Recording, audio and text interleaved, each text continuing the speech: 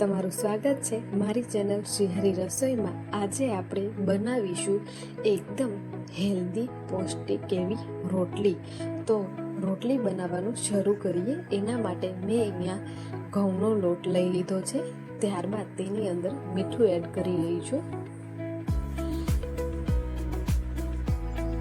આપણી રોટલીને સરસ એવી પૌષ્ટિક બનાવે એવું ઇન્ગ્રીડિયન્ટ તમારી સામે છે।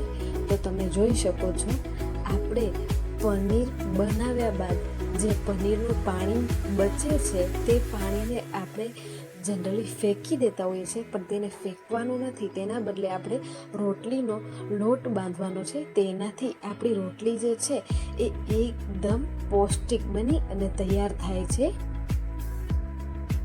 અને આ પ્રકારે રોટલીનો લોટ બાંધીએ છીએ તો રોટલી ખાવામાં એકદમ નાન જેવી લાગે છે। જરૂરથી એક વખત ટ્રાય કરજો આ રેસીપીને।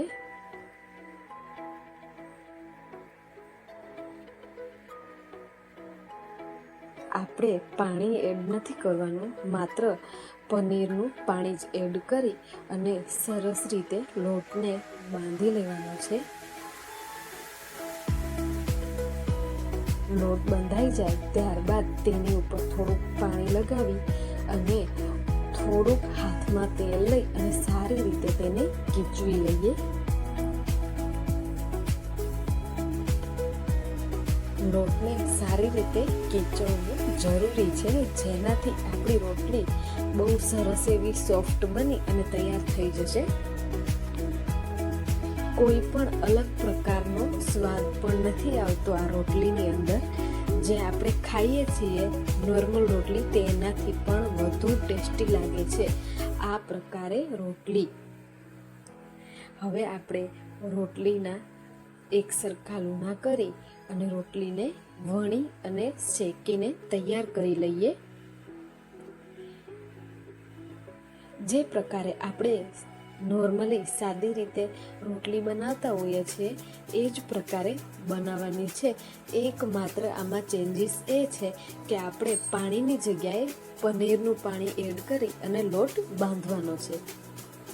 તમે જોઈ શકો છો કેવી સરસ રોટલી બની અને તૈયાર થઈ રહી છે આપણી। ખૂબ જ ટેસ્ટી લાગે છે આ પ્રકારે રોટલી। હવે તેની ઉપર ઘી આપણે લગાવી દઈએ તો આપણી પૌષ્ટિક રોટલી બની અને તૈયાર છે। ગરમા ગરમ તેને તમે ગમે તે શાક સાથે ખાઈ શકો છો। આજ માટે આટલું જ। ફરી મળીએ નવી રેસીપી સાથે। મારી આ રેસીપી કેવી લાગી એ મને જરૂરથી જણાવજો।